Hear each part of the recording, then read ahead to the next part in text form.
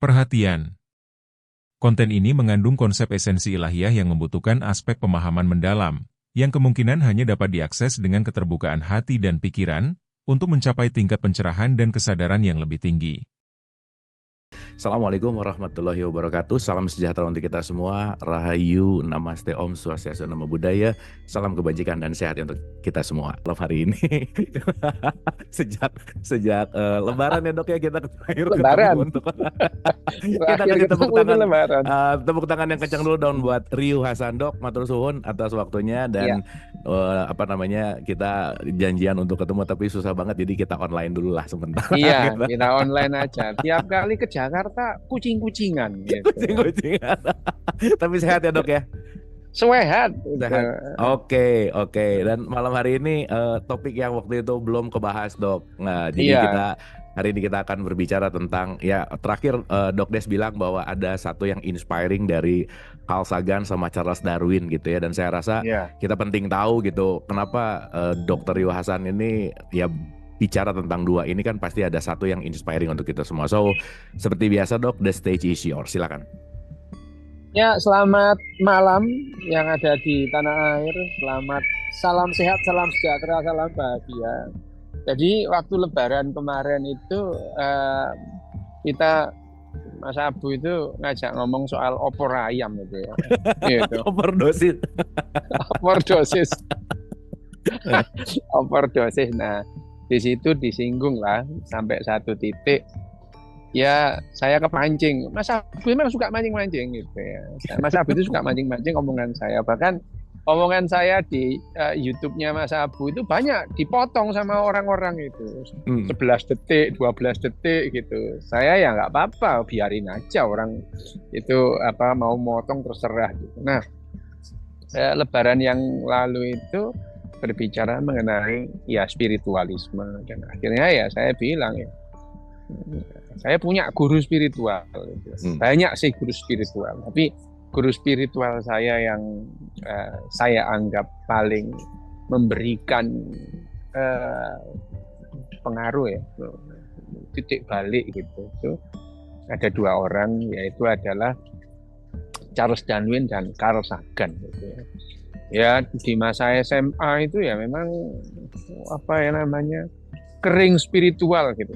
Kering spiritual itu sejak umur 13 tahun itu kering spiritual. Artinya ya memahami kehidupan itu apa adanya secara ontologis seperti biasanya. Hanya saja memang itu ada buku tahun 50-an gitu yang judulnya Man's Search Meaning. Manusia itu mencari meaning, arti kehidupan itu. Ya, sementara arti kehidupan itu selalu dihubung-hubungkan dengan kehidupan sesudah mati gitu. Nah, persoalannya adalah pada saat mempelajari sains itu apa adanya, mempelajari bahwa yang namanya mendapatkan tamparan keras bahwa yang namanya manusia ini ya binatang gitu. Itu tidak terbantahkan gitu. Tidak terbantahkan. Pada saat saya SMA itu ya, sejak tahun 70-an itu kan sebetulnya sejak tahun 50-an biologi itu sudah seperti sekarang gitu ya. Biologi itu seperti sekarang, bahwa yang namanya SMP kelas 1 itu kan ada namanya dulu ya, tahun 70-an itu ada SMP kelas 1 itu ada buku namanya buku Ilmu Hayat. Biologi. Buku namanya Ilmu Hayat. Menjelaskan tentang yang namanya klasifikasi kehidupan ini, klasifikasi. Ada binatang, ada tumbuhan, ada jamur gitu. Nah, saya iseng aja tanya itu, manusia itu masuk yang mana? Gitu. Manusia, guru saya itu namanya Pak Nur Salim, masih ada sekarang. Saya sering beberapa kali terakhir telepon itu 6 bulan yang lalu Pak Nur Salim.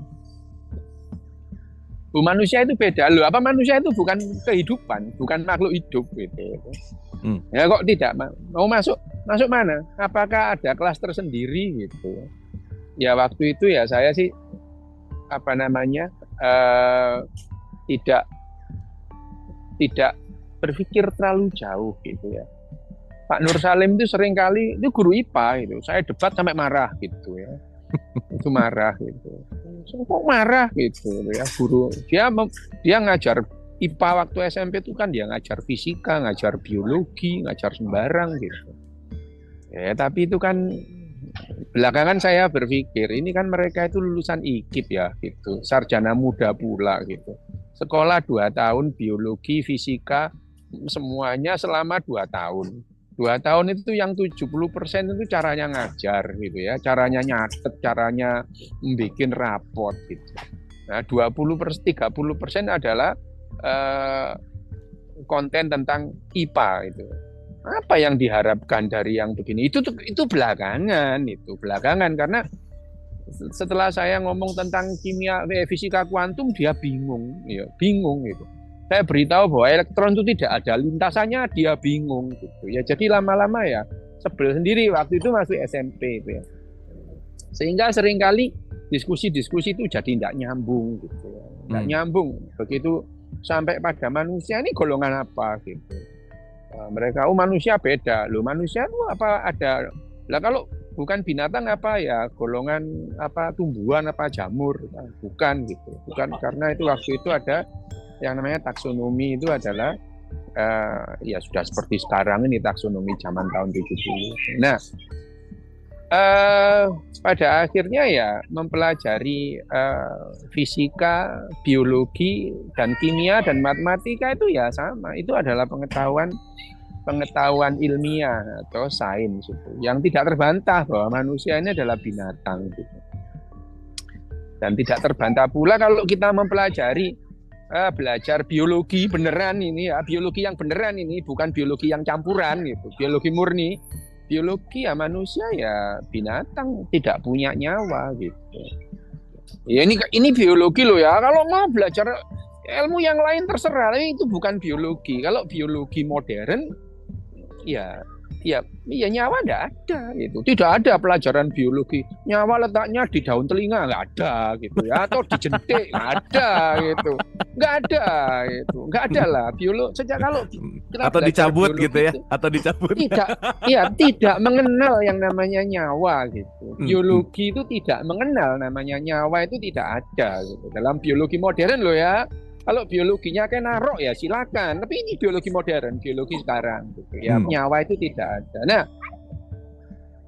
jadi kalau kemudian nyawa itu tidak ada, lah wis mati terus ya opo gitu. Lah kalau sudah mati ya udah selesai gitu ya. Jadi berangkat dari sini itu akhirnya ya memang kering makna ini ya. Karena selama ini yang dia sebut makna kehidupan itu adalah ya itu nanti setelah itu. Pada umumnya seperti itu ya.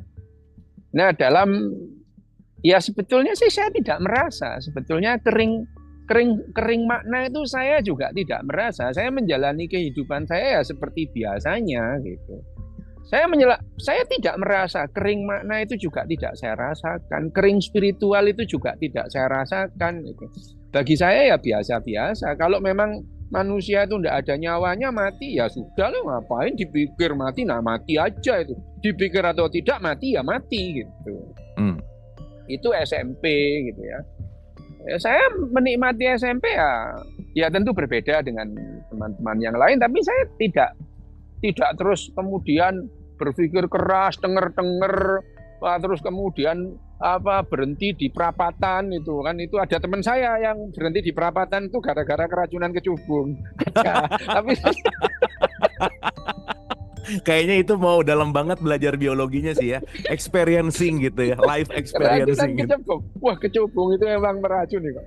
Bisa 2-3 hari loh, mulai Sabtu sampai Senin dia keracunan. Sampai dia pengen dinikahkan dengan Brookshield. Coba bayangin aja. Menikah dengan Brookshield. Gara-gara kecubung ya. Gara-gara kecubung. Tapi lucu ini ya. Tapi kalau ya lucu itu. Jadi saking ini ya temenku ini saking saya itu takut dia juga dimarahin sama orang tuanya. Udah saya bawa ke rumah. Waduh, selama mulai Sabtu, Senin, terus kemudian Sabtu, Minggu, Senin itu, wah dia masih gitu. Dia mau menikah dengan Brookshield di pinggir di pantai lah ini. Akhirnya saya bawa di pinggir kali Berantas. Kita dinikahkan di situ. Ya udahlah ya, orang-orang memang keracunan kecubung nggak apa-apa. Tapi masa SMP saya dan SMA saya ya saya bukan lantas saya tidak punya merasa kering spiritual, ya tidak gitu. Justru setelah SMA terus kemudian saya membaca 19 bukunya Charles Darwin. 19 bukunya. Jadi Charles Darwin itu bukunya tidak hanya satu gitu ya. Yang terkenal itu adalah The Origin of Species, itu buku ke-9-nya dia gitu. Tapi yang membuat heboh adalah buku ke-11-nya dia gitu ya. Buku ke-9-nya itu adalah The Origin of Species itu. Nah, buku yang ke-11 itu adalah The Descent of Man. Itu yang membuat dunia heboh itu ya bukunya Darwin yang ke-11 itu.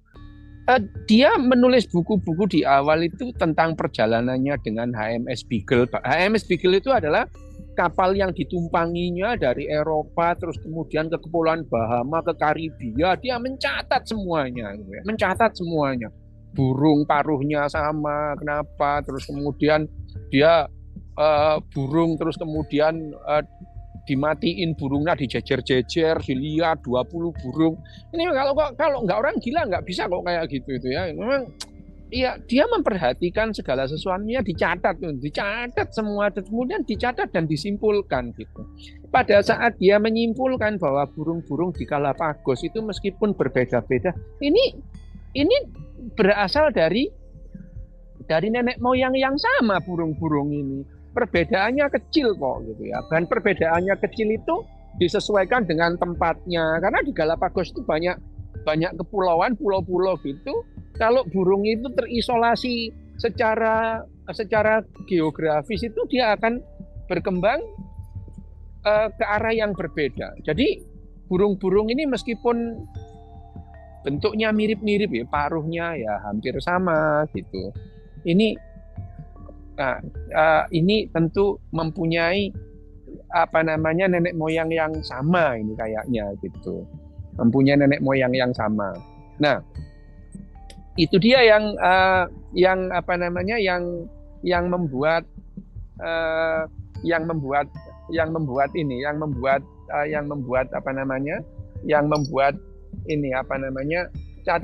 catatan tentang penemuan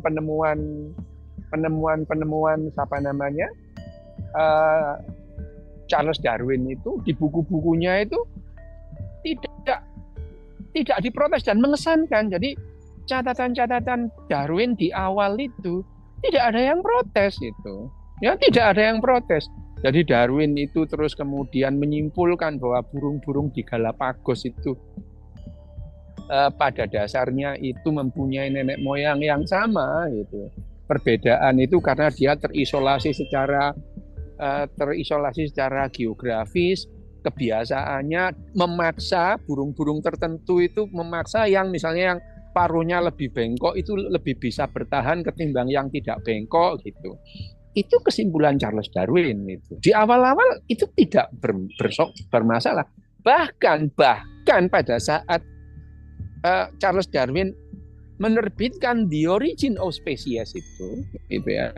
The Origin of Species itu tidak ada yang protes, itu nggak ada gitu. Belum problem berarti situ ya, belum ada problem. Tidak, gitu. Oke. Nggak ada. Nah, tapi pada saat dia menulis tahun 1871 menulis yang namanya The Descent of Man, lah heboh lah itu ya gitu. Heboh ini, wah dunia gempar ini gara-gara yang namanya Charles Darwin ngomong ya namanya manusia ini ya dengan binatang-binatang lain itu sama, itu ya binatang gitu. Wah heboh lah itu ya, heboh. Nah, saya membaca The Descent of Man itu tidak ada yang baru gitu ya. Jadi saya tahu biologi dulu, baru membaca yang namanya The Origin of Species dan The Descent of Man gitu. Nah, di The Descent of Man itu uh, seperti yang sudah-sudah itu. Charles Darwin menyimpulkan dari apa yang ditemukan gitu. Nah, saya mikir gini loh, kok bisa bikin heboh itu kenapa gitu ya. Wah itu. Nah, hanya saja setelah saya membaca semua bukunya Charles Darwin gitu, dia ini orang yang konsisten dengan penemuannya. Dia menyimpulkan sesuai dengan apa yang ditemukan dengan analisanya gitu ya. Itu adalah Charles Darwin. Saya ngombe kopi sih. Ya, Dingin okay. soalnya. Lagi di mana sih, Dok? Di Munchen. Di Munchen. Dok, sebelum Ya. dikit. Yang heboh tuh siapa gitu? Apakah sesama saintis atau siapa tuh? Ini yang jadi heboh awal-awal tuh siapa? Semua. Tuh? Ya, saintis juga heboh. Gini, Mas Abu.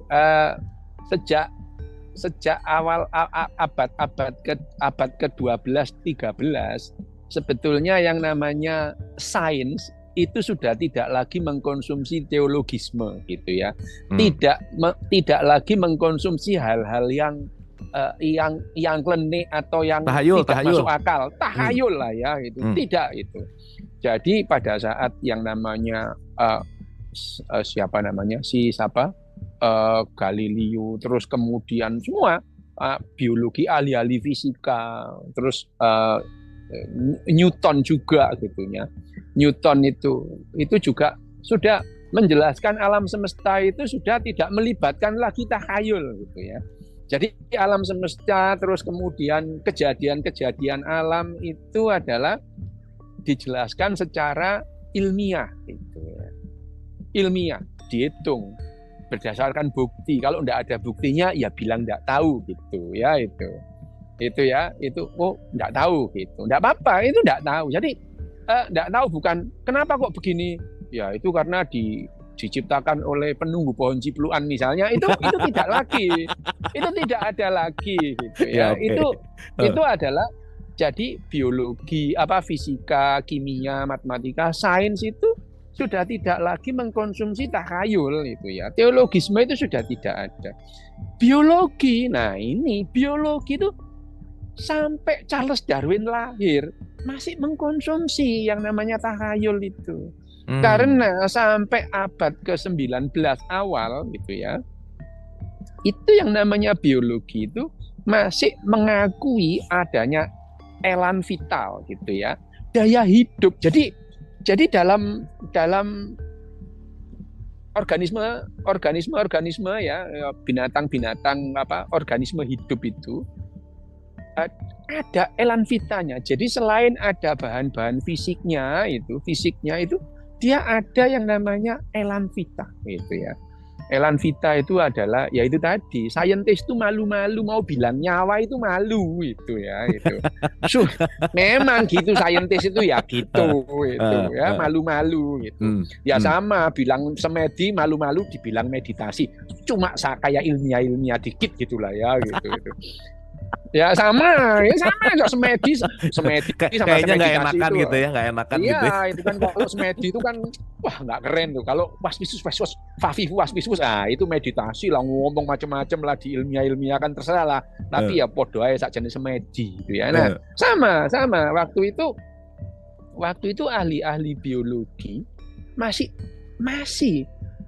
menyebut elan vital gitu ya, yang namanya elan vital itu daya hidup pada yang namanya organisme hidup gitu ya. Organisme hidup itu ada yang namanya elan vital. Ya mau ngomong nyawa kok, ngomong saintis kok ngomong nyawa gitu ya. Jadi ya nggak mau ngomong nyawa. Nah, itu yang terjadi. Nah, nunggu Charles Darwin lahir gitu.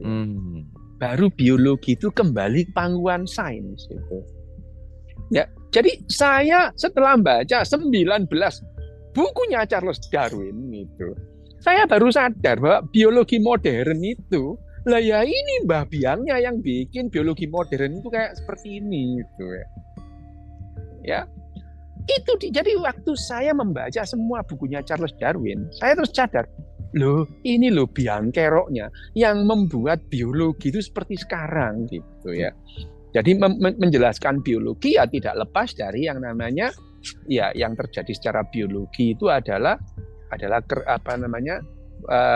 mekanisme secara kimia yang ada dalam tubuh manusia. Dan kimia itu dasarnya sebelum kimia itu ya fisika.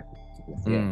Fisika. Jadi ya dalam tubuh kita itu yang dijelaskan itu misalkan kerja sel. Sel itu tidak ada terus kemudian yang nyiprati air terus kemudian ada nyawanya gitu ya, tidak ada. Misalnya sel pada hari kesekian diciprati sama penunggu pohon cipluan misalnya terus jadi hidup gitu ya, tidak gitu ya. Tidak demikian, tapi bagaimana ya kan tidak begitu gitu ya. Biologi yang saya pelajari, akhirnya saya saking saya itu gelisahnya pengen tahu itu, jadi saya itu waktu SMP kelas 3 itu baca sel biologi gitu ya, yang itu dikonsumsi mahasiswa kedokteran semester 1 gitu. Lah saking kepinginnya saya sebetulnya ini gimana sih cara kerjanya itu ya. Jadi yang namanya sel itu, di mana sel tubuh kita, sel sama semua, hampir semua sama, bahwa dalam sel kita itu, sel otak, sel ginjal, sel apapun itu dia itu dipertahankan. Eksistensi sebuah sel itu akan tetap ada kalau yang namanya permeabilitas membran itu terjaga, itu ya, beda potensial itu ya. Jadi permeabilitas, jadi di luar sel itu ya, di dalam dan di luar sel. Sel itu ada membrannya, di luar dan di dalam itu ada beda potensial. Beda potensialnya itu adalah min 0,68 milivolt gitu. Itu di seluruh tubuh kita sama gitu ya. Nah itu. Nah, yang membuat itu terjadi polarisasi depolarisasi itu adalah keluar masuknya natrium dan kalium. Jadi ya memang karena kehidupan itu dulu awalnya sederhana. Sel kita itu yang paling dasar ya sebetulnya sederhana. Karena di awal kehidupan itu sederhana. Dan itu dijelaskan dengan bagus oleh yang namanya evolusi. Loh itu kan teori, misalkan jawab, iya teori. Tapi yang namanya teori itu disusun atas dasar fakta-fakta terus disimpulkan. Gitu. Itu yang namanya teori. Berdasarkan fakta, terus kemudian penemuan-penemuan, nah, terus kemudian mekanismenya itu disimpulkan. Nah, itu yang disebut teori. Bahwa teori evolusi itu bisa salah, loh ya memang bisa gitu ya. Tapi sampai sejauh ini tidak ada yang penjelasan yang lebih memuaskan daripada teori evolusi itu gitu ya.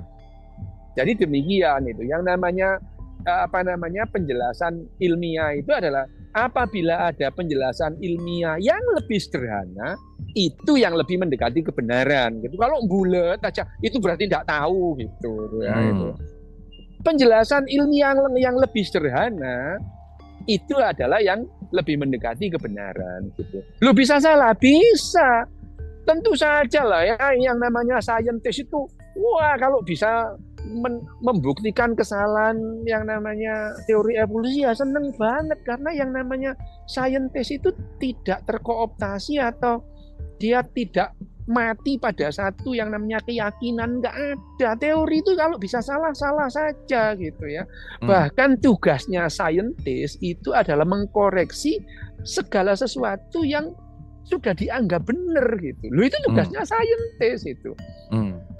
Bahwa yang diucapkan Darwin atau yang disampaikan Darwin itu banyak yang salah, memang iya. Yang namanya teori evolusi modern itu tidak sama persis dengan teori evolusi Darwin, tapi yang namanya logika awal atau prinsip-prinsip dasar tentang seleksi alam, penurunan sifat itu tidak terbantahkan ya. Terbukti sudah jelas gitu.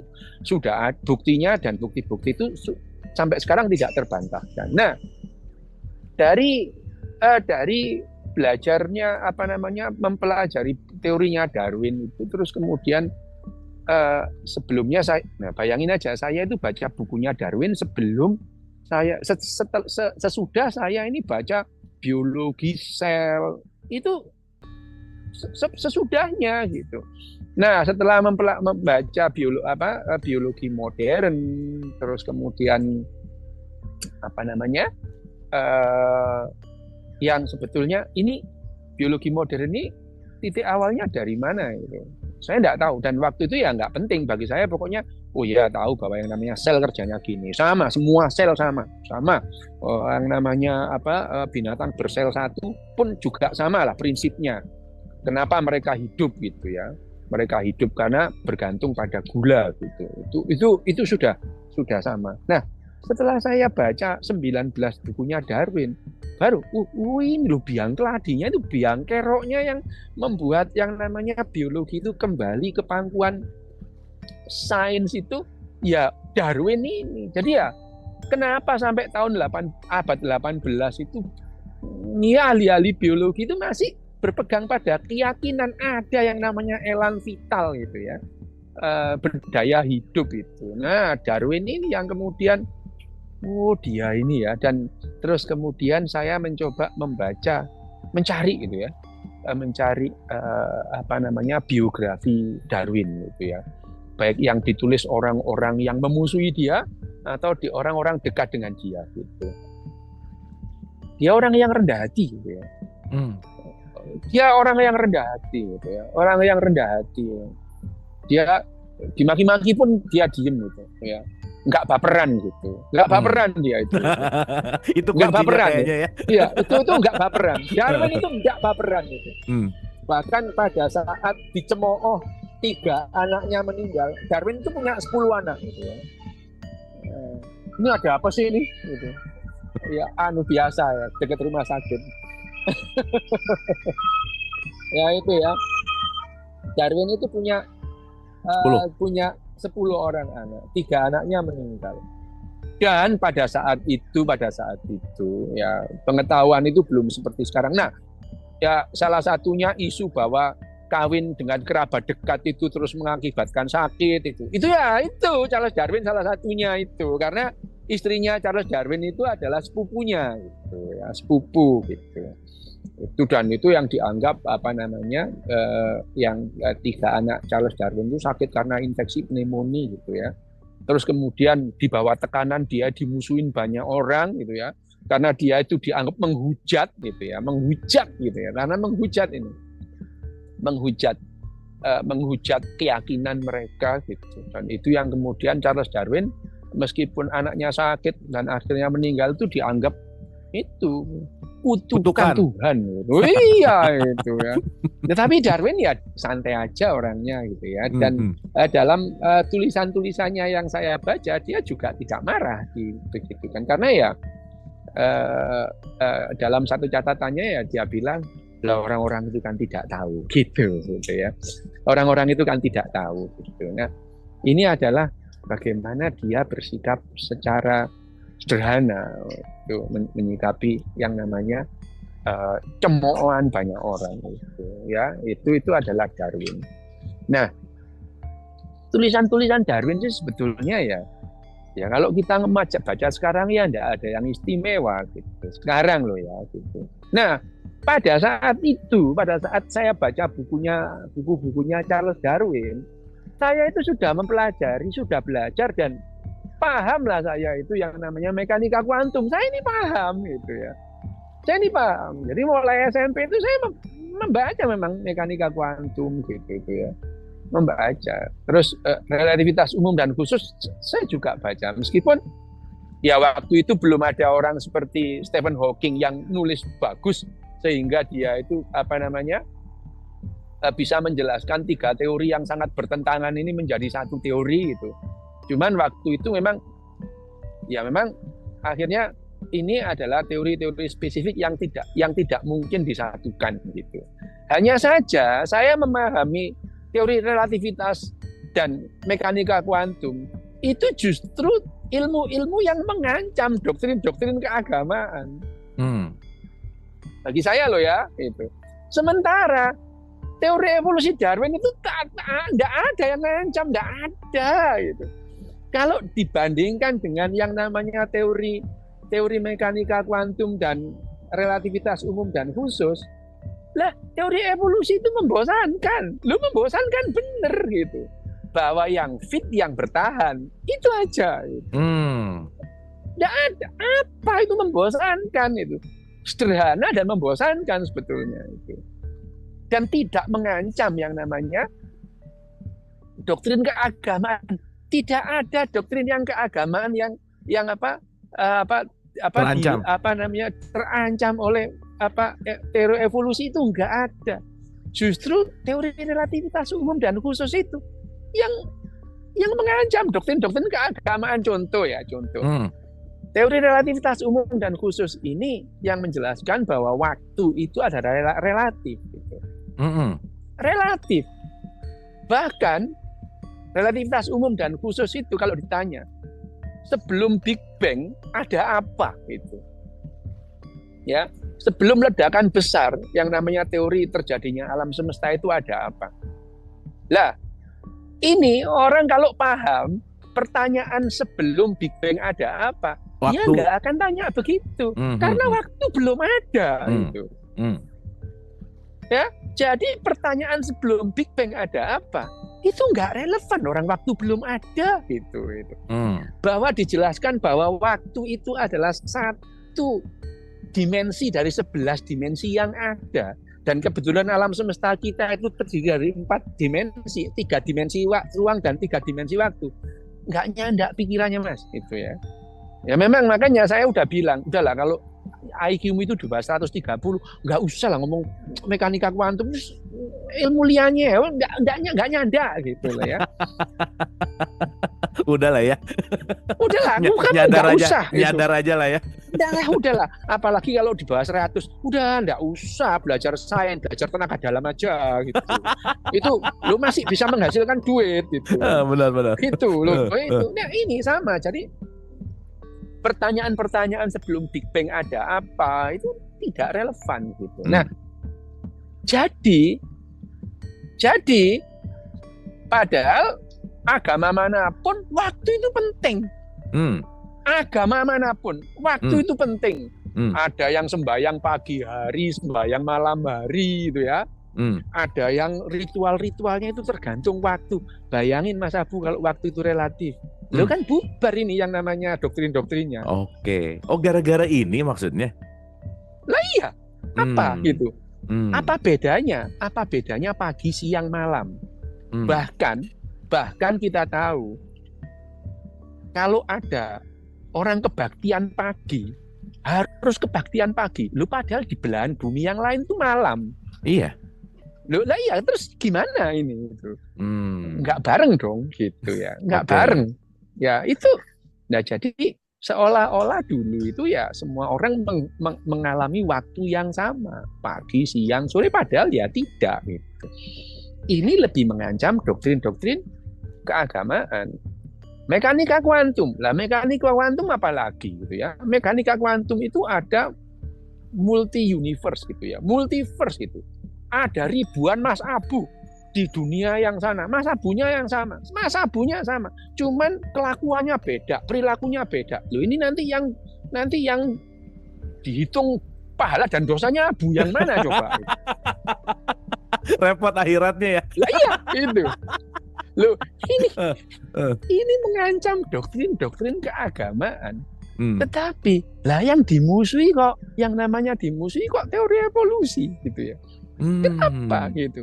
Di Amerika sana senator-senator, mari kita selamatkan anak-anak yang tidak berdosa dari teori evolusi. Lah apaan sih gitu ya itu? Tidak ada. Mari kita bebaskan otaknya anak-anak kita dari teori relativitas umum dan khusus serta mekanika kuantum. Nggak ada itu. Malah teori evolusi. Hanya saja kalau dipikir-pikir ya sebetulnya teori evolusi itu tadi itu merampas milik kita yang paling berharga. Apa? Nyawa Mas Abu. Sampean dibilang nyawa sampean nggak ada. Ngamuk sampean. Tapi biasa aja sih. Ya, itu kan Mas Abu gitu loh. Orang-orang itu marah gitu. Oke. Orang-orang itu marah. Lah Mas Abu ini pesulap, saya sering ngomong yang namanya magician doesn't believe in magic ya. Nggak percaya Mas Abu diberitahu itu loh Sunan Kalijogo alapret gitu mesti ya itu. Sunan Kalijogo cuma bisa 5 trik, aku 100 trik gitu misalnya gitu. Ya sekarang Mas Abu dicari nih Siti Jenar jadi ulat lah, gampang lah itu asal punya teman gitu ya, yang ngatur ya bisa gitu. Nah saya juga sering nge-tweet atau apa gitu, magician don't believe in magic. Aneh itu. Nggak, maksudnya nggak ada sesuatu yang jadi baper juga, ya udah aja gitu Dok. Iya gitu. Ya itu tadi. Ya kalau dibilang nyawa nggak ada ya Mas Abu emang nggak ada sih gitu misalnya. Tapi ya jangan ngomong gitu. Nanti jualannya nggak laku. Ini ya. Jangan. Nah itu yang makin lama saya itu ini orang ini hebat loh orang ini ya. Gitu. Jadi betapa kekehnya dia rutin aja. Dia bahkan dari membaca biografinya dia itu kan kakeknya, bapaknya itu pendeta gitu. Pendeta dan pendeta itu di mana-mana kaya Mas gitu ya. Enggak ada lah pendeta miskin gitu. Enggak ada. Pendeta make apapun, pendeta Durna juga kaya raya gitu ya. Pendeta Durna itu kaya. Dia ada di istana gitu ya. Muridnya itu anak istana semua. Pendeta itu gitu. Nah, Darwin itu dipaksa jadi pendeta sama bapaknya gitu. Nah gitu lah, mirip-mirip saya sebetulnya. Cuman beda versi aja ya, beda merek. Mirip-mirip saya itu, mirip-mirip saya. Jadi dia dipaksa jadi pendeta.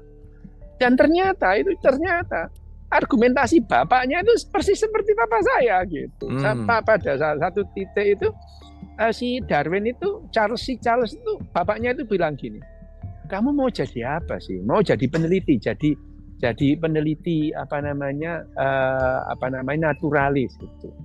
Coba itu ya pengajar profesor mana ada di kota ini yang lebih kaya dari bapakmu ini gitu.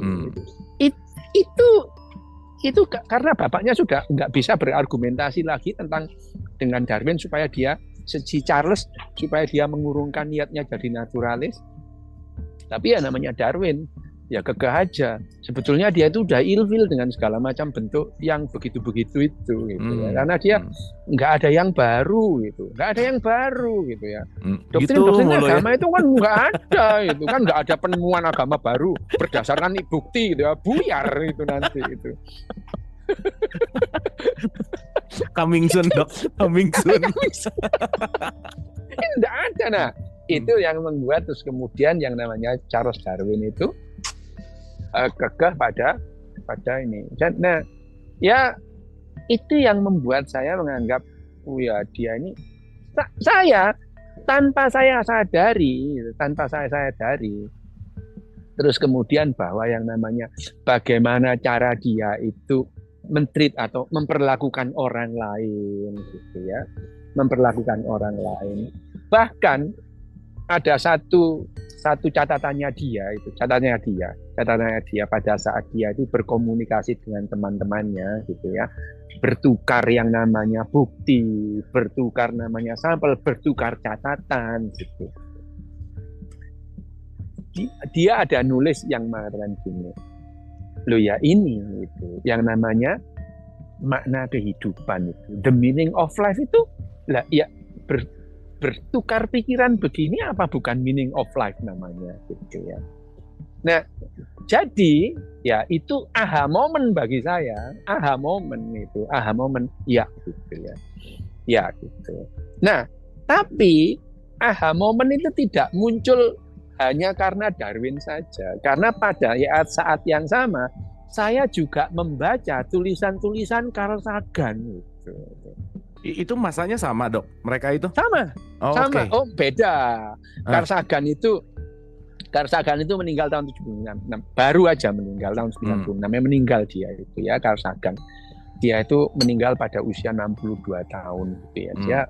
Dia itu astrofisikawan gitu ya. Astrofisika. Dia orang yang sangat berjasa pada misi-misi peluncuran pesawat tanpa awak. Gitu ya. Sangat hampir semua yang namanya Voyager, semua Pathfinder-nya yang semua lah yang di Mars Semua itu jasanya Carl Sagan. Carl Sagan dia astrofisika dan dia orang yang sangat rendah hati, sangat rendah hati. Saking rendah hatinya dia. Jadi ini dua-duanya Islami banget sebenarnya. Enggak, mereka nggak pernah sholat kok, Islami apaan gitu. Apa itu? Dibilang ya ada yang bilang begitu. Oh berarti Darwin sama Carl Sagan itu Islami. Apaan, orang nggak pernah sholat kok Islami gitu. Enggak itu. Ya, tapi rendah hati dia. Rendah hati dan bahkan dia Carl Sagan ini unik. Nah ini yang saya nggak bisa. Kalau seperti Carl Sagan itu nggak bisa.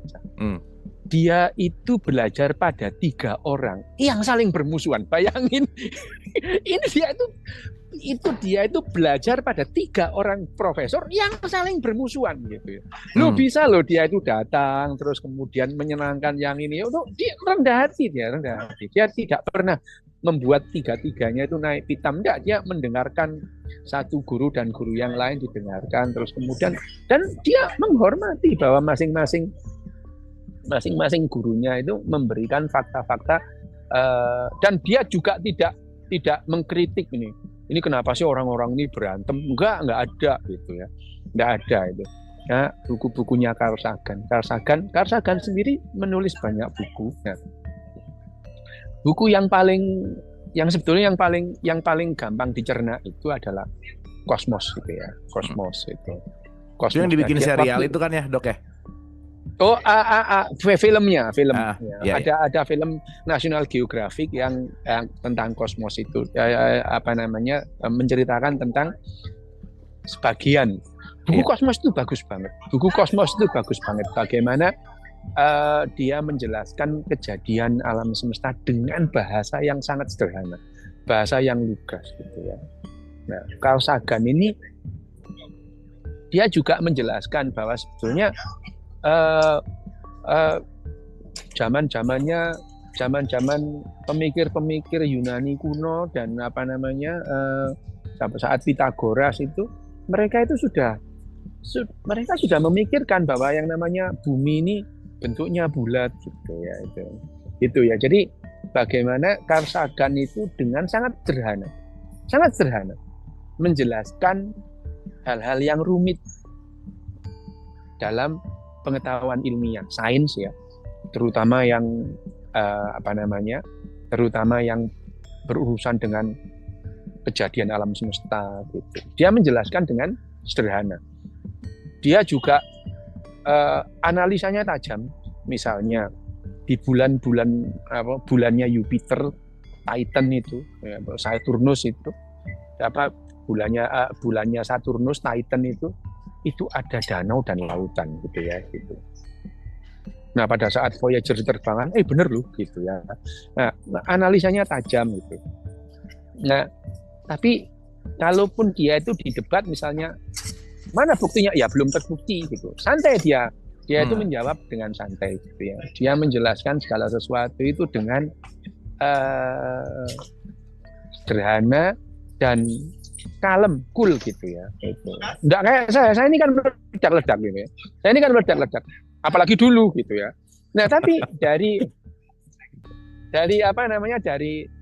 buku-bukunya Carl Sagan dan saya baca biografinya Carl Sagan dan biografi maupun tulisannya Andrew Yan itu ada istri ketiganya yang membuat dia mulai menulis buku itu pada saat dia mulai sakit gitu ya. Dia mulai sakit, nanti ini aku berobat pakai apa gitu ya. Jadi dia nulis buku Kosmos itu sebetulnya untuk mencari uang tambahan gitu ya. Penghasilan tambahan untuk sakitnya, untuk untuk periksa dokter dan macam-macam gitu ya. Nah, paralel itu ya, saya baca buku-bukunya Carl Sagan dan bukunya Charles Darwin itu. Sehingga akhirnya saya itu menemukan yang sebetulnya kemarin juga nggak nyari sih itu. Alah omong kosong lah ya kalau itu saya mencari alah pret itu alasan itu gitu ya. Ada orang itu saya mencari pencarian saya alam belpret itu nggak ada itu. Yang ada itu kita itu mendapatkan sesuatu terus kita mundur gitu ya. Biasa manusia itu kayak gitu ya, mencari alasan-alasan dari sesuatu yang terjadi sekarang gitu. Tapi ya pada saat itu ya saya menemukan yang jadinya yang tadinya selama ini saya tidak berpikir tentang makna, tidak berpikir sama sekali tidak berpikir tentang makna gitu. Setelah saya membaca bukunya Charles Darwin dan Carl Sagan, di penghujung hidupnya Carl Sagan gitu ya, tahun 96 itu dia meninggal itu ya, kebetulan saya sempat lah ya datang gitu ya. Ya tapi tidak ketemu yang bersangkutan, saya ketemu istrinya saja. Itu ya, saya hanya menjelaskan waktu itu saya menghadapi hal yang sama karena waktu itu saya juga sakit gitu ya. Dan saya ya sudah lah ya terima, kalau sakit ya sakit gitu ya, harus diobati gitu ya. Hanya saja di penghujungnya saya nggak sempat ketemu karena itu ya di detik-detik terakhirnya itu terus kemudian si N itu juga menjelaskan betapa dia menceritakan yang namanya di masa-masa sakitnya itu Carl Sagan bagaimana itu. Nah, itu ya sampai 2 hari saya sebetulnya mau balik ke Australia, saya masih tetap di situ. Akhirnya ya sudahlah ya gitu. Tapi paling tidak saya sekarang itu mempunyai gambaran tentang yang namanya meaning of life. Sebelumnya nggak punya, memang nggak pernah kepikiran gitu. Saya nggak pernah kepikiran dan kayaknya gitu. Saya akan mencoba gitu ya. Saya akan mencoba menjelaskan apa yang saya ketahui secara sederhana gitu. Tapi kalau orang nggak tahu, saya juga nggak bakalan ngapa-ngapain gitu ya. Jadi ya seringkali kalau saya ngomong terus ada misalnya kok bisa begitu ya. Kalau saya melihat bahwa seseorang itu nggak bakalan paham, ya saya bilang, ya nggak semua kamu harus tahu gitu. Ya gitu. Orang KPKP gue kudu ngerti gitu lah. Bayangin aja, guru fisika dijelaskan mekanika kuantum aja nggak bisa kok, apalagi orang-orang sekarang ngomong mekanika kuantum kayak ngerti-ngerti gitu ya. Ada lagi kuantum ikhlas, lu iku lho opo gitu ya. Itu yang terakhir lebih sering sih. Gitu loh. Iya opo maneh gitu ya itu. Nah, yang demikian itu jadi yang namanya titik balik saya yang namanya akhirnya mempunyai guru spiritual. Saya akan menjelaskan kepada orang dengan bahasa yang mudah-mudahan dipahami orang itu. Itu yang membuat saya itu tahun 96 itu akhirnya pengen belajar ngomong sama orang gitu. Karena sebelumnya saya nggak bisa gitu. Nggak bisa gitu. Ngomong sama orang itu setiap kali saya ngomong yang nggak bisa simplified gitu maksudnya, Dok? Nggak bisa membuat simpel gitu? Saya punya handicap besar berkomunikasi sama orang gitu. Oke. Ya, saya punya handicap besar berkomunikasi dengan orang itu handicap besar. Lebih baik saya berkomunikasi dengan mesin gitu. Makanya saya sejak komputer itu ada, itu saya seneng dengan komputer itu karena komputer itu tidak baperan ya gitu ya. Nggak pernah bohong gitu ya. Nggak pernah bohong. Kalau A ya bilang A, bukan kayak manusia.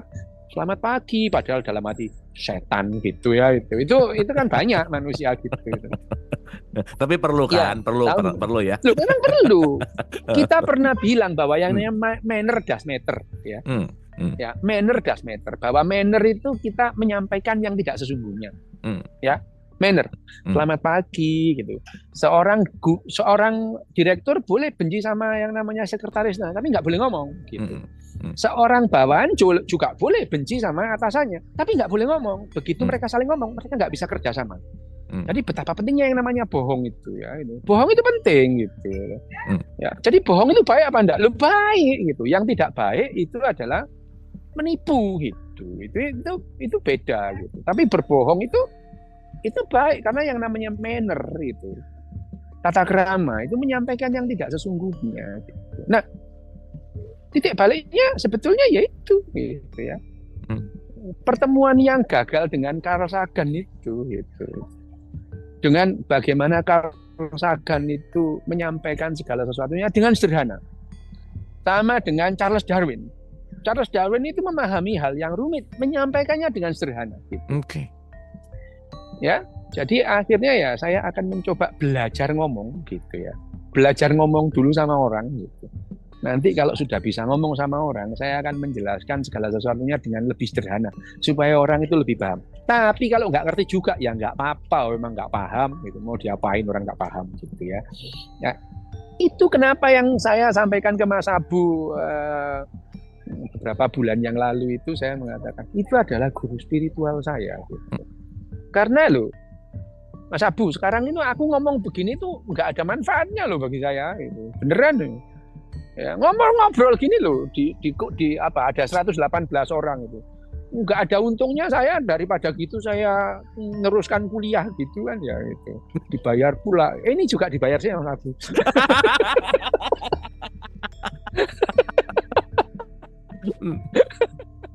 Ya itu ya ini apa itu tidak ada tapi ya itu tadi bahwa yang namanya saya sampai pernah papa saya sebelum meninggal itu tanya bentar tuh kalau kamu itu nggak percaya apa sih Pak saya itu bukan nggak percaya kenapa memang kalau nggak ada nyawa apa artinya kehidupan ini itu adalah 7 bulan sebelum papa saya meninggal saya bilang itu loh Pak lah kita ngobrol berantem dari pagi sampai pagi lagi ini apa nggak bukan meaning of life iya ya itu lupa kita ini berantem mulai kemarin gitu ya itu apa bukan meaning of life ini namanya gitu ya papaku ketawa aja gitu ya nggak apa itu nah itu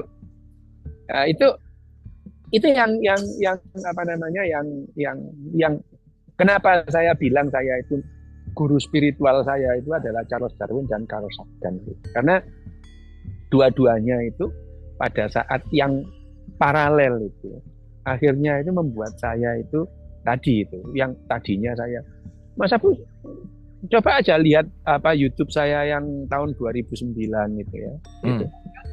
Pengen nampar jangankan orang lain saya tuh pengen nampar anak ini ya gitu. saya aja gemes ini ya jengkelin banget kalau ngomong gitu ya tapi ya sekarang saya belajar juga untuk makin lama makin ya, supaya nggak jengkelin orang gimana gitu ya.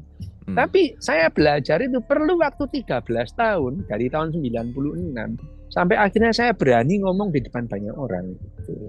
Oh gitu dong. Ya. Loh iya itu.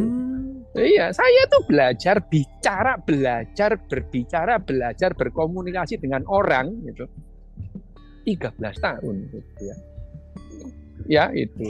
Dan kebetulan saya menemukan buku yang ya apa namanya waktu itu bukunya Daniel Goleman dan kemudian nah buku itu yang kemudian melit saya mengarahkan saya ke yang namanya neuroscience ini gitu ya nah itu dia ya kebetulan aja sih sebetulnya gitu ya nggak ada yang istimewa kebetulan aja jadi ya semua orang berhak mempunyai spiritualitasnya gitu tapi kenapa saya bilang spiritual karena sebelumnya itu saya nggak berpikir sama sekali bukan lantas saya itu mencari-cari mana apa itu gombal itu cerita bohong itu mencari apa itu bintang wah bintangnya hilang nggak hilang itu matahari tenggelam nggak tenggelam gitu ngomong kosong lah itu ya itu dongeng itu dongeng lah itu ya itu nah tapi setiap orang berhak punya spiritualitasnya gitu ya. Kalau kita melihat orang-orang Jepang itu spiritualitasnya lucu-lucu gitu ya ada yang spiritualitasnya itu nyembah lemper gitu ya lemper gitu ada yang nyembah jembatan gitu ya nggak apa-apa ada yang nyembah toilet ya nggak apa-apa gitu ya terserah gitu sembahyang di toilet itu ya nggak apa-apa gitu itu setiap orang berhak lah ya boleh lah nggak boleh dilarang-larang itu privasi itu mempunyai spiritualitas nah spiritualitasnya ya tadi itu mempelajari mempelajari sains, mempelajari ilmu pengetahuan apa adanya gitu ya. Terus kemudian merangkai semuanya itu menjelaskan pada semua khalayak itu ya, mulai lapisan umum, lapisan akademisi, ya sudah itu. Dan itu nilai yang saya anggap sebagai spiritualitas saya. Kalau spiritualitas orang lain yang berbeda, ya silakan gitu deh Mas Abu. Keren Dok, thank you. Boleh tepuk tangan dong buat Dok Des Dok. Makasih banyak Dok, ini very inspiring gitu. Aku tadi agak sedikit penasaran tentang kenapa justru malah evolusi itu berkaitan sama nyawa gitu ya. Tapi boleh sedikit nggak Dok, apa sih yang jadi sumber konfliknya Darwin ini jadi ricuh banget gitu? Apa sih main, padahal ya maksudnya balik lagi ya, mungkin ini perspektif saya, cuman not a big deal gitu. Tapi apa yang ngebuat sangat-sangat dalam tanda petik viral lah kalau pakai bahasa sekarang gitu Dok, silakan. Hampir semua keyakinan besar, keyakinan umum yang besar, itu alam semesta itu adalah ada untuk manusia gitu. Alam semesta ada untuk manusia, diciptakan untuk manusia gitu, oke. Ya pokoknya nggak terserah lah, diciptakan atau enggak, yang menciptakan ya sopo juga yang menciptakan gitu ya, ada itu untuk manusia gitu. Jadi manusia itu, tapi ya dirunut-runut ini adalah dosanya Plato sih. Ini Plato yang ngaco, ini yang membuat kita itu merasa penting itu loh ya. Ya oke. Plato itu membuat kita itu merasa penting. Esensialisme Plato itu membuat kita merasa penting gitu. Jadi kita itu adalah yang ditugasi untuk menjaga kelestarian alam lah apa. Bahkan sampai sekarang itu. Nanti kalau Earth Day itu ya. Earth Hour ya. Hari Bumi itu. Mari kita selamatkan bumi. Apanya yang kamu selamatkan dulu? Save the Earth. Yang kamu save itu apanya? Enggak ada kamu, bumi juga enggak apa-apa kok gitu. GR banget loh manusia ini itu. Mari kita selamatkan alam. Sekarang ini termasuk ini climate change. Climate change itu nyata gitu ya. Perubahan cuaca itu nyata gitu. Yang terasa kalau di Eropa itu dinginnya kurang luar biasa, panasnya luar biasa gitu. Itu nyata. Tapi yang ajaib itu manusia itu merasa berkontribusi itu. Ini karena ulah kita. Mari kita selamatkan. Lu penting gitu. Tak kasih tahu ya, dalam sejarah manusia 350.000 tahun ini, manusia itu mengalami 5 kali zaman es gitu ya. 5 kali zaman es. Mendingin, memanas. Manusia 10.000 tahun yang lalu kita lepas dari zaman es gitu ya. 10.000 tahun yang lalu ya. 10 sampai 20.000 tahun yang lalu. Waktu itu manusia ya belum kenal plastik, belum kenal, tidak ada manusia pakai AC gitu ya. Tidak ada manusia mengeksploitasi yang namanya alam gede-gedean, tidak ada. Ya suhu bumi juga berubah. Loh kok kenapa kamu tuh sekarang merasa itu yang kamu yang membuat itu ya gitu. Kok kita ini merasa terus ayo kita selamatkan. Yang kamu selamatkan itu loh apa gitu. Enggak ada manusia, bumi juga enggak apa-apa. Seandainya kehidupan ini enggak ada, pun bumi juga enggak apa-apa. Itu Jupiter enggak ada kehidupannya, santai-santai aja Jupiternya gitu. Itu kenapa gitu? Kita baper banget gitu. Save the Earth opo nih sing mbok save itu loh apa gitu. Nah, justru kalau yang namanya Carl Sagan gitu ya, menjelaskan segala sesuatu itu dengan ya kehidupan ya dulu ya pernah nggak ada gitu. Bahwa Carl Sagan itu, terus kemudian Carl Sagan juga yang mempunyai ide pesawat-pesawat yang tanpa awak itu menyiarkan radio yang kira-kira bisa ditangkap oleh kehidupan cerdas gitu. Kalau secerdas kita, kognitifnya itu tentu dia bisa mengartikan gitu. Itu dia juga ya sangat mungkin ada kehidupan cerdas di luar sana gitu. Tetapi sampai sekarang belum terbukti gitu. Bahkan Carl Sagan yang mendorong ilmuwan itu meneliti dengan serius gitu loh. Karena yang namanya alien itu bukan ilmuwan gitu. Itu adalah orang yang yakin aja ya menyembah itu. Saya pernah itu mendatangi komunitas alien itu. Udahlah usia itu ya. Saya itu memang ya papa saya itu bener deh, saya itu party pooper gitu ya. Jadi kalau ada orang pesta jangan ngundang saya, rusak gitu. Gitu. Ya itu ya, mereka itu dia ngomong, mereka itu ada yang mengaku berhubungan loh dengan alien. Sampai saya tanya kehidupannya gimana itu. Ya itu. Terus kemudian ilmu pengetahuannya bagus, canggih-canggih gitu. Bisa menyelesaikan persamaannya Einstein enggak? Coba kalau ketemu persamaan ini diselesaikan. Nggak bisa. Padahal kalau dia ngomong, waduh, tentang moralnya itu lah, wis gitu ya. Nah, yang namanya alien, kehidupan asing, kehidupan di luar sana, mungkin ada, sangat mungkin. Tapi sampai sekarang belum pernah ada bukti bahwa yang namanya ada kehidupan selain di bumi ini. Belum ada buktinya. Gitu. Bahwa kemungkinan ada kehidupan sana ya mungkin, tapi ya kehidupannya nggak seperti kita. Kehidupannya mungkin berbasis besi, berbasis arsen, berbasis apalah gitu ya. Kalau kita kan berbasis karbon. Itu pun karena kebetulan gitu ya. Kebetulan 4,5 miliar sampai 5 miliar tahun yang lalu yang namanya suhu bumi ini menurun dari 100 derajat Celcius menjadi 50 sampai 60 dan kebetulan juga atmosfer bumi ini penuh dengan NH3, CH4, H2O dan CO2. Jadilah kehidupan seperti itu. Kalau di planet yang lain di luar sono, di tata surya atau di galaksi yang lain kan kondisinya tentu berbeda dan kehidupan seperti sekarang itu mengalami perubahan yang berkali-kali. Misalnya kita mengalami 5 kali kepunahan massal. 5 kali kepunahan massal. Pertama kali kepunahan massal terjadi 650 juta tahun yang lalu.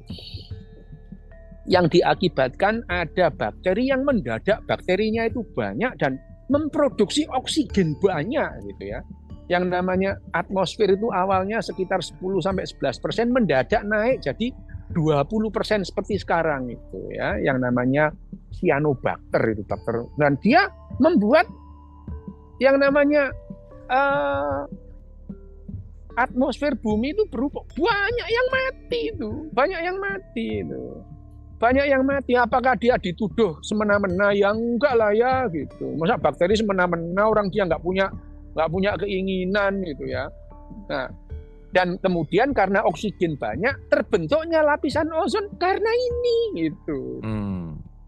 Lapisan ozon terbentuk itu karena itu banyaknya oksigen yang terbentuk 650 juta tahun yang lalu, oksigen naik di atmosfer.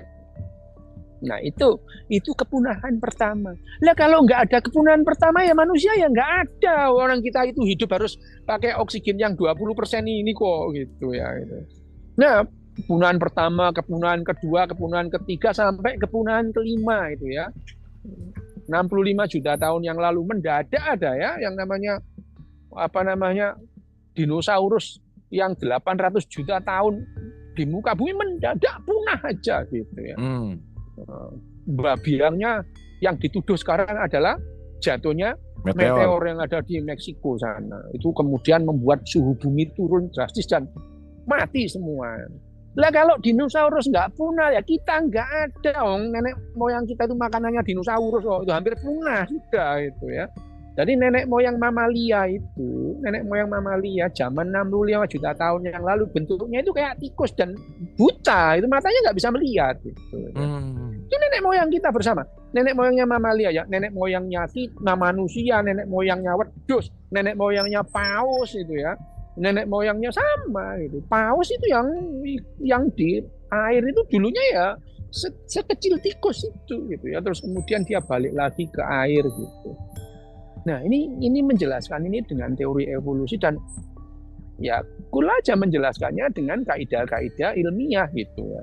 Kenapa? Sampai akhirnya ketemu itu rantainya itu kapan mulai yang kemudian paus itu masuk lagi ke air, bentuknya kayak apa, bentuknya seperti apa, itu bisa terjelaskan dengan biologi dalam hal ini ya, menjelaskan teori evolusi lah.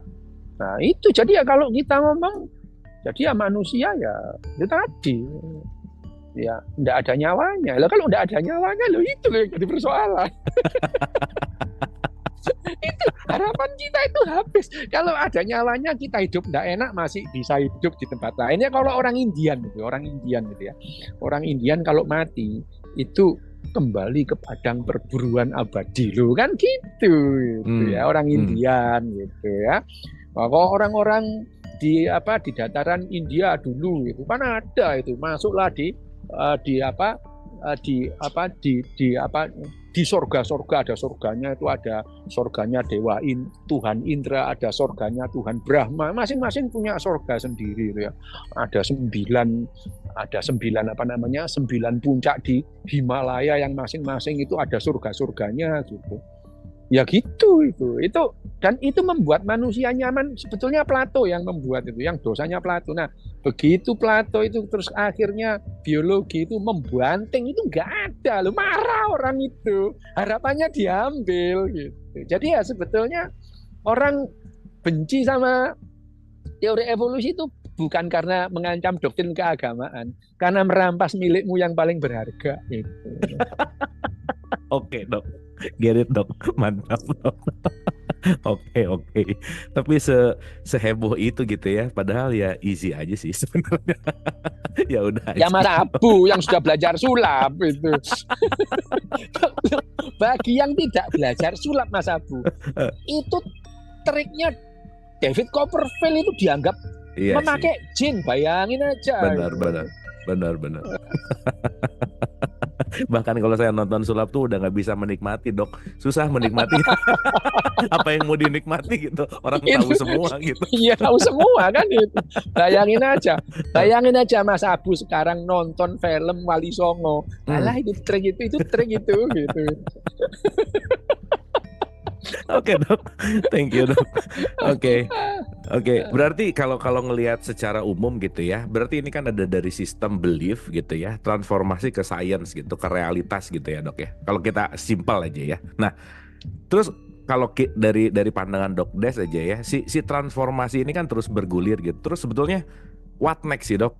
Keberadaan science sekarang, keberadaan si believer ini gitu ya, keyakinan ini akan seperti apa sih pemetaannya kalau kita bicara gitu ya dalam for the next gitulah, kira-kira gimana dok? Ya tidak ada keharusan seperti apa atau seperti apa gitu. Harus seperti apa ya nggak ada gitu. Wong hidup ini nggak relevan kok gitu. Nggak relevan, tidak ada relevansi dalam kehidupan itu kalau kita mencari nilai ya.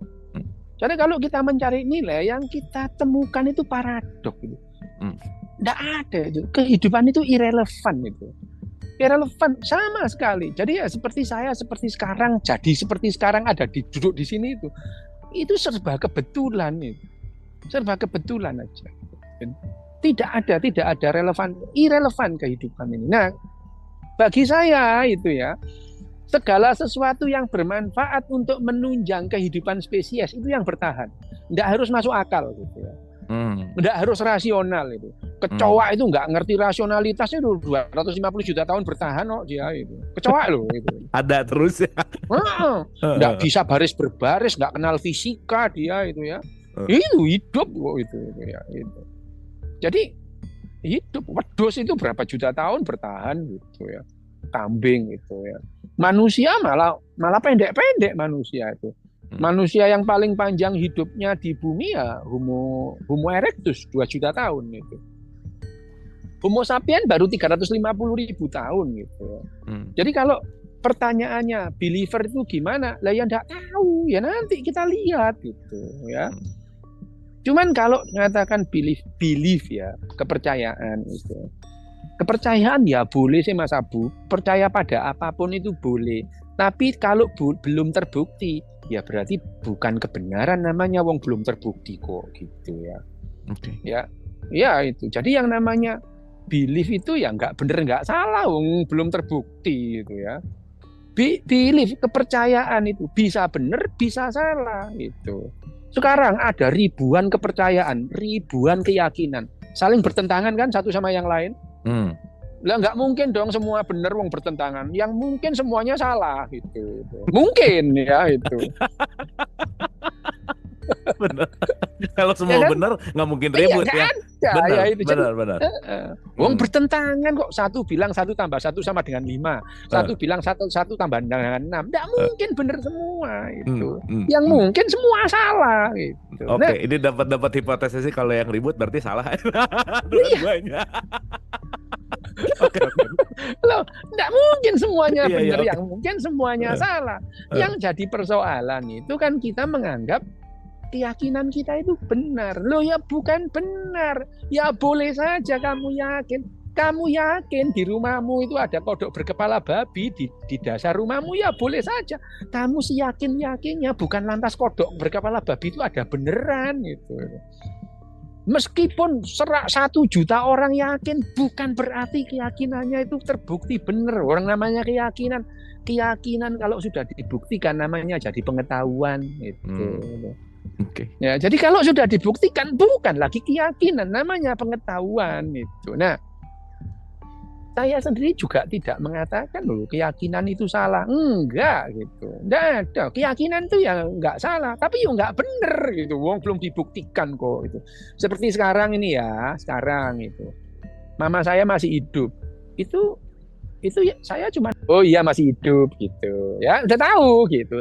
Sekarang saya itu hanya yakin aja karena sejak 2 hari yang lalu sampai sekarang belum ada berita mama saya meninggal. Jadi saya masih yakin saya masih hidup gitu ya.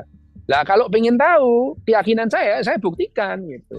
Nah ada keyakinan-keyakinan yang tidak bisa dibuktikan gitu.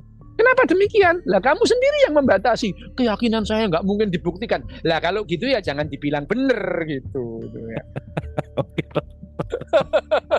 Easy dong, easy. Lah lo keyakinanmu nggak bisa dibuktikan, kamu bilang bener, ini kan geblek namanya ya. Gitu. Benar. Nah itu, nah ya gitu itu. Gitu Mas Abu ya. Thank you Dok. Oke, ini tampaknya udah 24/6, seru banget ya dan pertanyaannya banyak banget tapi kayaknya waktunya udah mepet. Mungkin terakhir Dok, kalau kita bicara ini sih apa ya? Klasik sih sebenarnya. Dari semua pemaparan ini dalam perspektif Dr. Yu Hasan gitu ya. Kalau ada statement atau mungkin ya pertanyaan klasik tentang the purpose of life gitu Dok. Apa sih the self purpose yang jadi concern Yu Hasan ini dalam konteks hidup ini gitu. The purpose of life-nya seperti apa sih? Silakan Dok. Ya itu loh. Kalau sampai sekarang itu kalau ditanya apa sih tujuan hidupmu? Saya dari dulu tuh bingung gitu. Cita-citamu apa? Loh saya itu nggak punya cita-cita gitu. Hanya saja ya sekarang kalau apa sih yang menjadi apa namanya pegangan atau patokan gitu ya. Patokannya ya konsekuensi gitu. Oke. Konsekuensi. Saya akan menjalani konsekuensi dengan yang memenuhi kesepakatan konsekuensinya. Misalnya ya sekarang saya masuk kedokteran itu nggak ada keinginan masuk fakultas kedokteran itu loh, nggak ada gitu. Itu adalah kecelakaan sejarah aja itu, karena detik-detik terakhir ini milih apa ya ini ya, udah hari terakhir jam-jam terakhir ini harus dikumpulkan nih formulir ini, ayo udahlah kedokteran aja gitu. Selama kuliah di kedokteran saya tuh lebih banyak jadi troublemaker aja di kelas gitu ya, sampai waktu Koskap itu ya. Koskap itu di Surabaya namanya Koskap. Kalau di mana-mana namanya Koas itu, dokter muda ini. Saya masih protes. Ini sekolah apa tuh kok? Sekolah kok tidur di rumah sakit? Sekolah apa sih ini gitu ya. Tapi ya saya menjalani semuanya itu ya udah ya harus dijalani ya dijalani gitu. Jadi ya konsekuensinya saya masuk fakultas kedokteran ya harus belajar pelajaran-pelajaran di kedokteran meskipun saya nggak seneng gitu ya. Saya nggak seneng. Ini apa sih ini gitu ya. Tapi ya saya jalani sampai lulus dokter pun juga gitu itu. Sampai lulus dokter juga gitu, harus ke mana, ke apa namanya Pinpres ya, apa namanya kalau sekarang itu PTT itu ya, wajib kerja sarjana. Di sana saya jadi dokter ya berantem sama bupati, berantem ini lo apa sih gitu ya, nggak ngerti saya ini maksudnya ini apa gitu ya. Hanya ya terus kemudian tadi justru setelah saya belajar gitu, terus saya bisa ngomong kayak gini, ngomong santai, terus kemudian kalau di kelas ngajar gitu ya lebih banyak nggak sakit hatinya orang-orang itu dengerin kuliah saya gitu ya. Gitu. Jadi ya kalau purpose of life itu ya nggak ada sih Mas gitu ya. Ya yang harus dikerjakan tiap hari ya dikerjakan aja gitu. Itu ya. Jadi kalau ditanya purpose of life apa tujuan hidup apa ya? Nggak ada ya, melanjutkan kehidupan aja. Tujuan hidup saya apa? Ya melanjutkan kehidupan ya, seperti tujuan kehidupan apa kalau gitu? Tujuan kehidupan itu ya melanjutkan kehidupan itu sendiri. Gitu. Ya itu tujuan kehidupan. Jadi yang namanya kehidupan itu sudah 4,5 miliar tahun, 4,7 miliar tahun ada, itu dilanjutkan oleh setiap spesies. Jadi setiap spesies itu tugasnya ya melanjutkan kehidupan itu sendiri. Gitu. Thank you Dok, thank you. Sekali lagi boleh tepuk tangan untuk Dok Des. Dok, satu terakhir sedikit aja, final statement untuk Darwin dan Sagan, silakan. Ya, Charles Darwin dan Carl Sagan itu dia adalah saintis itu ya. Dia pelopor, bisa dibilang yang namanya Charles Darwin itu adalah pelopor teori evolusi gitu. Tidak semua omongan Charles Darwin itu tidak terbantah itu. Banyak, misalnya Charles Darwin tidak tahu ada yang namanya evolusi, perpindahan yang namanya drift, mutasi itu ya, genetik drift itu dia tidak paham atau bahkan salah gitu. Tetapi hal-hal yang mendasar dari teori evolusi itu adalah memang didasarkan oleh Darwin. Carl Sagan juga demikian. Tidak semua omongan Carl Sagan itu benar juga, enggak itu. Ada statement-statement Carl Sagan yang terbukti salah gitu. Tapi dua-duanya itu memang tidak mengklaim bahwa mereka itu benar itu. Yang Carl Sagan, baik Carl Sagan, Charles Darwin adalah menyimpulkan apa-apa yang ditemukan dengan analisanya dia. Dan mereka sangat mengundang kalau ada yang mengkoreksi kesimpulan-kesimpulannya. Itu yang membuat saya sendiri ya merasa bahwa yang namanya dua orang itu adalah guru spiritual saya yang paling utama gitu. Guru spiritual saya yang lain banyak, termasuk Ko Ping Ho itu juga guru spiritual saya gitu ya. Ko Ping Ho itu guru spiritual saya, tapi dua orang yang membuat saya itu betul-betul dua orang yang membuat saya merasa bahwa oke, saya akan mengkomunikasikan apa yang saya tahu sebisa yang bisa saya usahakan, ya dua orang ini. Carl Sagan, Darwin, orang hebat yang sangat rendah hati. Thank you Dok, sekali lagi tepuk tangan untuk Dok Des. Dok, terima kasih. Jangan bosan kalau diundang, yang paling penting. Unda, iya itu. Dan saya senang di mana. Kalau ke Jakarta nanti kita kabar-kabar, kita ngopi-ngopi lagi. Iya, itu loh. Saya itu dibayar dengan ngopi-ngopi itu senang gitu ya. Matur suwun Dok, terima kasih dan terima kasih. Sekali lagi boleh tepuk tangan untuk Dok Des dan teman-teman, terima kasih atas kebersamaannya malam hari ini. Semoga ada insight dan yang paling pasti adalah selamat melanjutkan kehidupan. Terima kasih semuanya. Satu lagi. Satu lagi Mas. Kenapa saya mengambil dialog negatif dulu itu? Itu saya juga inspired by Carl Sagan dan Darwin. Karena omongan-omongan dia itu dianggap negatif sama orang. Oke Dok, mantap. Thank you Dok, thank you. Oke teman-teman, terima kasih.